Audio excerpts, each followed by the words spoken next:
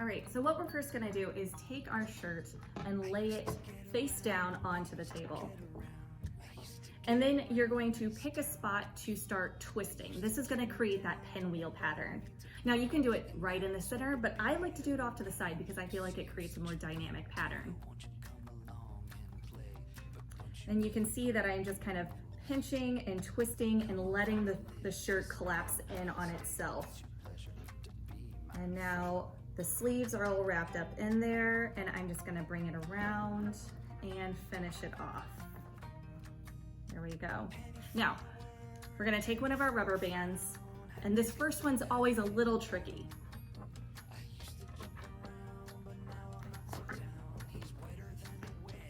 You're gonna wrap it around, making sure that it goes all the way around, because sometimes it likes to get stuck underneath.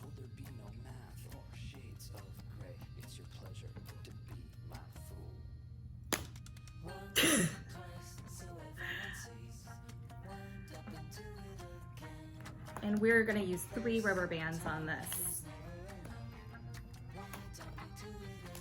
And don't get discouraged if you need to start over again. I might be making it look a little easy because I did approximately 500 of these when I was an intern in college once.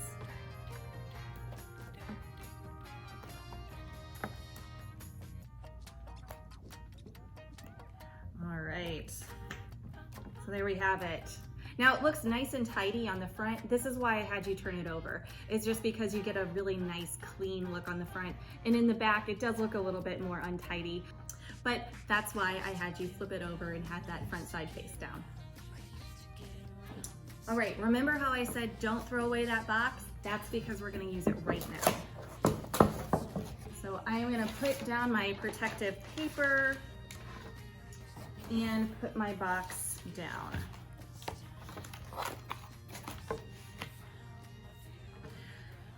So what this does is, after we put on our first layer of dye, this allows us to turn it over without getting our hands super messy, but also without disrupting the surface of the dye and getting it a little muddy. All right, so what I'm going to do is I'm going to give that dye a nice little shake once more. All right. And I am going to cover each of these little triangle areas.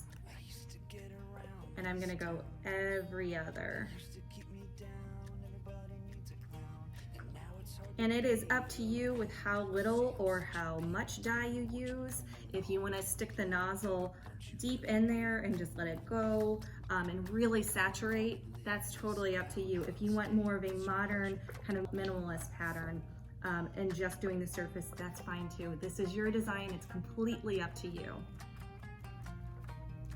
Great, okay. All right, so now I'm gonna grab my gray and do the same.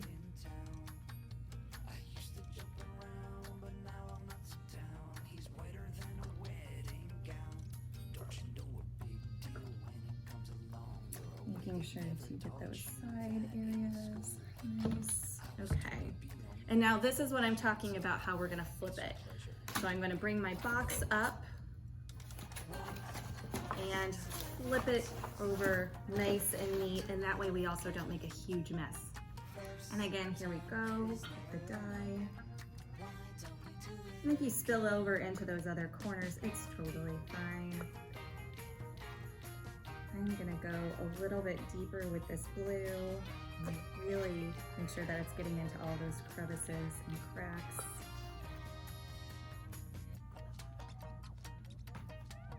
And then I'm gonna have a little bit of a lighter touch with this gray.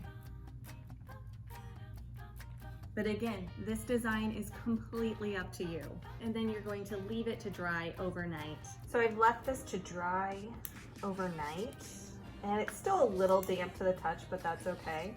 So I'm just gonna open it up, throw it on a hanger, and that way it can dry completely before I pop it in the dryer to heat set it.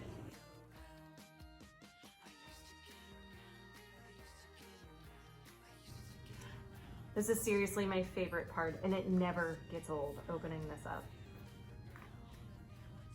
Amazing. You can see that pinwheel pattern here.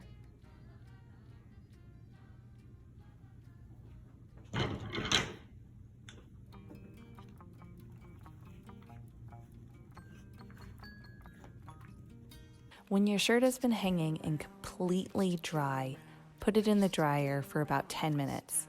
This will heat set the dye. Next, wash your shirt alone with nothing else in the washing machine.